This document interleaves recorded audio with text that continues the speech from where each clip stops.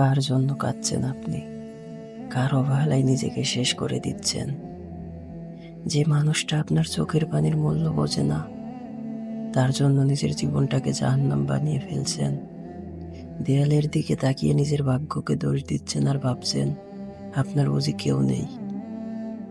তাহলে শুনুন, আপনি যাকে আপন ভেবেছিলেন সে আপনাকে ছেড়ে গেছে ঠিকই, কিন্তু যিনি আপনাকে সৃষ্টি করেছেন তিনি আজও আপনার অপেক্ষায় আছেন।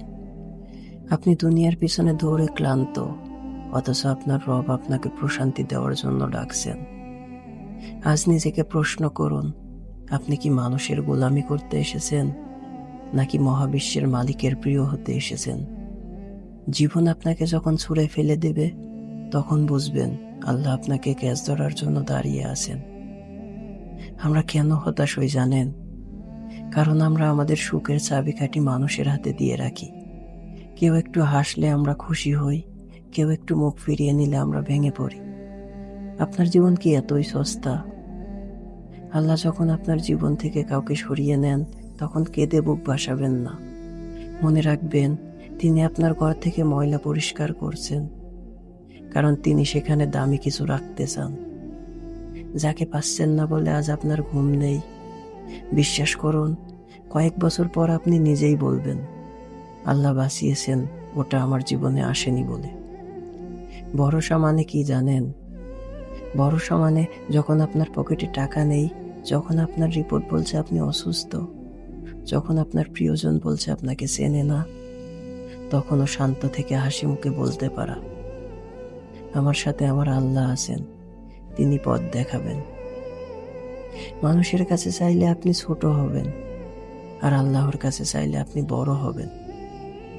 ইব্রাহিম আলাইহিস সালাম যখন আগুনের কুণ্ডলিতে নিক্ষিপ্ত হয়েছিলেন, তিনি কিন্তু ফেরেশতাদের সাহায্যও চাননি। তিনি বলেছিলেন, আমার জন্য আমার আল্লাহ যথেষ্ট। আর সেই আগুন তার জন্য ফুলের বাগান হয়ে গিয়েছিল। আপনার চারপাশের আগুন কি ইব্রাহিম আলাইহিস সালামের আগুনের চেয়েও বেশি? না, কখনোই না।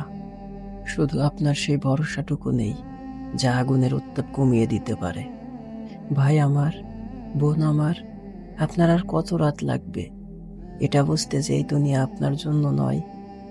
আর কতবার অপমানিত হলে আপনি বুঝবেন যে মানুষ আপনাকে কোনোদিন শান্তি দিতে পারবে না?